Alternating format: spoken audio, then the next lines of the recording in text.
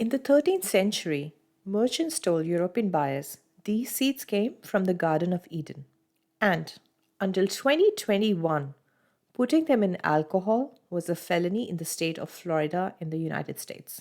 Same spice, 700 years apart, still causing problems. By the 13th century, European spice merchants had a problem. Black pepper, the king of medieval spice, came from India. The Venetians controlled the route and kept the price brutally high. Merchants who couldn't access that route needed an alternative. They found one growing in the swamps of West Africa, Gulf of Guinea coast. A relative of ginger and cardamom, with trumpet shaped purple flowers and red pods filled with small reddish brown seeds.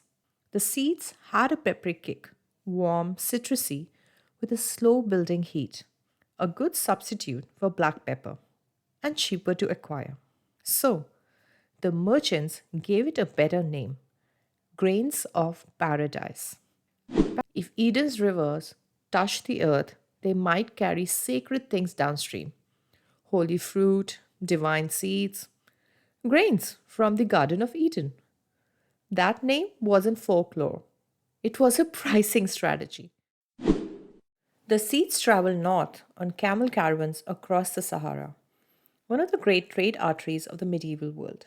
By the time they reached Mediterranean ports, the traders had stripped away any mention of West Africa. Where did they come from? Angels, the edge of the world, the rivers of Eden itself. Buyers paid accordingly, not for a flavoring, for a fragment of the divine. In West Africa, grains of paradise were already used as currency, traded alongside gold and ivory across the Asante Empire and the Kingdom of Benin. They didn't need a mythological backstory to be valued there. The glamour was invented entirely for the European market. The trade became so significant that the entire stretch of coastline covering modern Sierra Leone and Liberia was renamed the Pepper Coast, also called the Grain Coast, a place renamed by the thing it exported. At the peak of its popularity, grains of paradise weren't just medicine or mysticism, they were fashion. Elizabeth I of England is documented to have flavored her wine with them. Medieval brewers used them in spiced ales. Then came the ban. As the spice trade evolved and cheaper alternatives arrived, some brewers started using grains of paradise to make weak, watered down beer taste stronger than it was. The British authorities were not amused. Brewers were prosecuted. Newspapers' reports documented excise seizures, specifically naming grains of paradise. That Florida law, making grains of paradise a criminal adulterant in alcohol, sat on the books from 1868 until a federal court struck it down in 2020. A medieval Eden spice, still illegal in American spirits law well into the 21st century. The fall was quiet. When Portuguese explorers opened direct sea routes to Asia in the 1500s, real black pepper flooded the European market. Cheaper, abundant. The Venice monopoly broken. And the magic story holding up the price of the grains of paradise quietly collapsed with it. Once people could compare a seed from Eden with cheap Indian pepper side by side, the theological premium evaporated. The spice didn't disappear, it just stopped being extraordinary. For almost 3 centuries, it was nearly forgotten in Europe.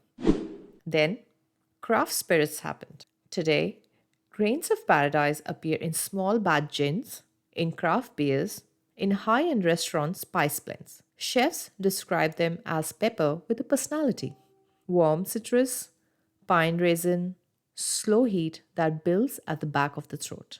The Eden story is gone. What's left is what was always there: a genuinely distinctive spice that never needed mythology to justify it. If you can find them, and they're becoming easier to find, grains of paradise are worth knowing. Grind them fresh, use them anywhere you would use black pepper. With lamb, roasted vegetables, stirred in your chocolate desserts, or cracked over a gin cocktail where they belong. You are tasting something that once convinced an entire continent it was eating from the Garden of Eden. The merchants were lying. The spice was always real. A seed from a West African swamp, renamed after paradise, traded across the Sahara on camels, favored by a queen, banned by lawyers, forgotten for 3 centuries, and now quietly appearing in the best cocktails and kitchens in the world. So, had you heard of grains of paradise before this? And more importantly, if a merchant told you a spice came from Eden, would you have believed them? Tell me below. I really want to know.